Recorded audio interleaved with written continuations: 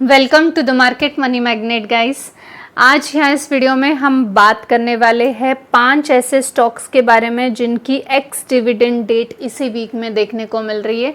तो आपको अगर ये स्टॉक बाय करना है तो आपको एक्स डेट से पहले पहले बाय करना होगा, तो आप इस डिविडेंड के लिए एलिजिबल रहने वाले हैं। अब यहाँ पे एक डिस्क्लेमर ज़रूर मैं देना चाहूँगी कि किसी भी स्टॉक में आपको बायबैक, बोनस, स्प्लिट या डिविडेंड के चलते एंटर नहीं करना है। आपका हार्ड एंड मनी है और इस स्ट्रैटेजी के साथ एंटर करने के बाद आपका लॉस होना प्रॉबली 90% चांसेस होते हैं। अगर आप फंडामेंटली स्टॉक को एनालाइज करते हैं, अगर आप देखते हैं कि फ्यूचर ओरिएंटेड बिजनेस है या नहीं, मैनेजमेंट स्ट्रांग है या नहीं, तो डेफिनेटली ऐसे स्टॉक में आप अगर एंटर करेंगे तो आपका पैसा सिक्योर रहने के चांसेस ज़्यादा है कंपैरेटिवली किसी भी कॉरपोरेट एक्शन के चलते किसी भी स्टॉक में एंटर कर जाना। बहुत से लोग सोचते हैं कि मैं कॉरपोरेट एक्शन के चलते एंटर कर लूँ और फिर जैसे ही एक्स डेट के बाद वो स्टॉक से मैं एग्जिट कर लूँ। ऐसा नहीं होता है। आपको लगता है कि मैंने कॉरपोरेट एक्शन के चलते एंटर करके डिविडेंड कमा लिया है, लेकिन स्टॉक प्राइस में ही सब कुछ इंक्लूडेड होता है। आप थोड़ा सा अगर एनालाइज करेंगे तो स्टॉक प्राइस फ्लक्चुएट होती ही है एक्स डिविडेंड डेट के आसपास। तो कभी भी याद रखिए, इन्वेस्टमेंट का तरीका है फंडामेंटली एनालाइज कीजिए, बिजनेस एनालाइज कीजिए, फिर इन्वेस्ट कीजिए। जो कॉरपोरेट एक्शन होती है वो ऑलरेडी जो स्टॉक होल्डर हैं इनके लिए बोनस पॉइंट डेफिनेटली होता है। तो आज हम 5 जो स्टॉक देखेंगे जिनके एक्स डिविडेंड डेट इसी वीक है। इस लिस्ट में जो हमारा सबसे पहला स्टॉक होगा वो है bank of Baroda. Bank of Baroda जो है इसकी एक्स डिविडेंड डेट 28 जून है, यानी 27 जून या उससे पहले पहले आपको ये स्टॉक को बाय करना है, तो आप इस डिविडेंड के लिए एलिजिबल रहने वाले हैं। अब इसकी जो डिविडेंड यील्ड है ये 2.70% का है, लेकिन कंपैरेटिवली आप देखेंगे तो डेप्थ इस कंपनी पे बहुत ज़्यादा देखने को मिल रहा है। पेट्रोस की स्कोर के हिसाब से तो ये लॉन्ग टर्म के लिए फिट बैठ रहा है। नेट प्रॉफिट 18,869 करोड़ है। इसके कंपैरिजन में ही आप देखेंगे तो डेप्थ कुछ ज़्यादा है।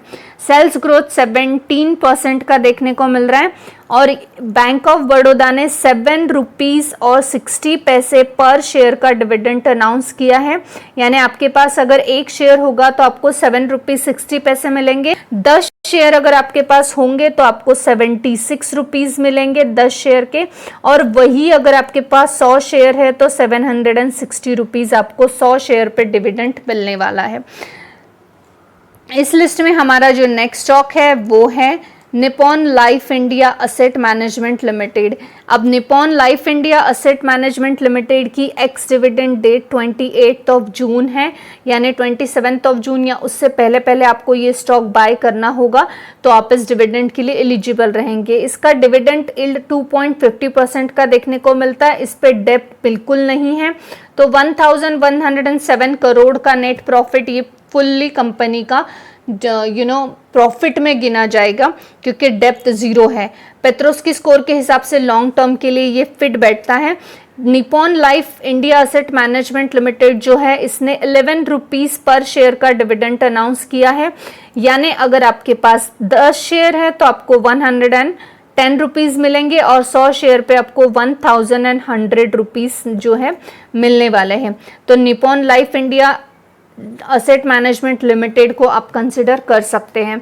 इस लिस्ट में हमारा थर्ड स्टॉक है टाइटन कंपनी।